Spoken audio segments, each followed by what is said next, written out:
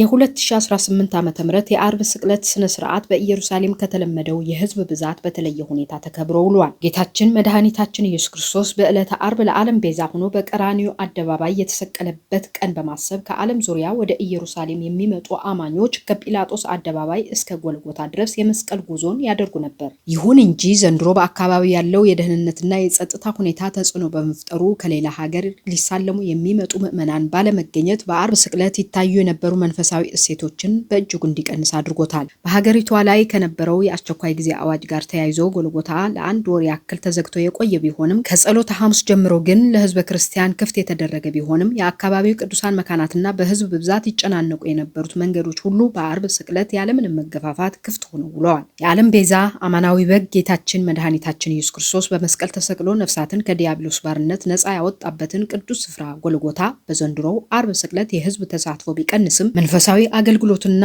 የጸሎት ስነ ስርዓቱ ግን በግሪክ ኦርቶዶክስ፣ በአርመን ኦርቶዶክስ፣ በኮፕቲክ ኦርቶዶክስ እንዲሁም በኢትዮጵያ ኦርቶዶክስ ተዋሕዶ ቤተክርስቲያን አባቶችና ምዕመናን ስነ ስርዓቱ ተከናውኗል። በዓለም ዙሪያ ላይ ቅድስት ሀገር ኢየሩሳሌም ከሚሳለሙ ምዕመናን መካከል የኢትዮጵያ ኦርቶዶክስ ተዋሕዶ ቤተክርስቲያን እምነት ተከታዮች ተጠቃሽ ሲሆኑ በዘንድሮ ግን በእስራኤል ውስጥ የሚኖሩ ውስን ምዕመናን ብቻ በዚህ ቅዱስ ስፍራ በመገኘት አክብረውት ውለዋል። ይህ ቀን ለእኛ ከፍተኛ መንፈሳዊ እሴትና ትርጉም ያለው በመሆኑ ምንም እንኳ ጊዜያዊ ሁኔታ ቢገድበውም የአርብ ስቅለት ስነ ስርዓት በኢየሩሳሌም ጎልጎታ ቤተክርስቲያን ውስጥ ተፈጽሟል። እማሆይ አርሴማ ጸጋ ዘአብ ከኢየሩሳሌም ጎልጎታ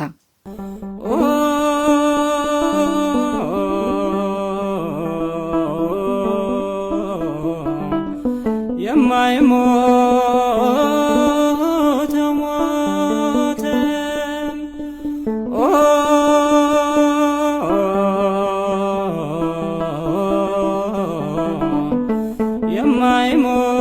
የማይሞት